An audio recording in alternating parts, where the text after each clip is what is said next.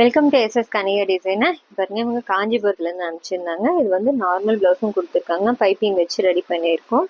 Next ப்ளவுஸும் வந்து work கொடுத்துருக்காங்க. Green with yellow colour combination. அவங்க கலர் ஃபோட்டோ சென்ட் பண்ணிவிட்டு சின்னதாக கிளாத் கொடுத்துருந்தாங்க. இங்கே பாருங்கள், ஃபுல்லாக ஜர்தோசி ஒர்க் கொடுத்துருக்கோம். இல்லை ஃப்ரெஞ்ச் நாட் கொடுத்து ரெடி பண்ணியிருக்கோம். சீக்வன்ஸும் வச்சுருக்கு.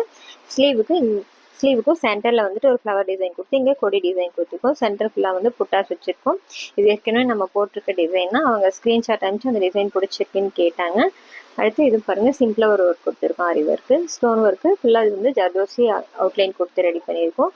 கீழேயும் பார்டருக்கு கீழே வந்துட்டு கையில் ஒரு லைன் கொடுத்துட்டு சென்டரில் வந்து ஒரு புட்டாஸ் கொடுத்து ரெடி பண்ணியிருக்கோம். இந்த மாடலும் அவங்க அனுப்பிச்சிருந்தாங்க. அவங்க கேட்ட மாதிரி ரெடி பண்ணியிருக்கோம்.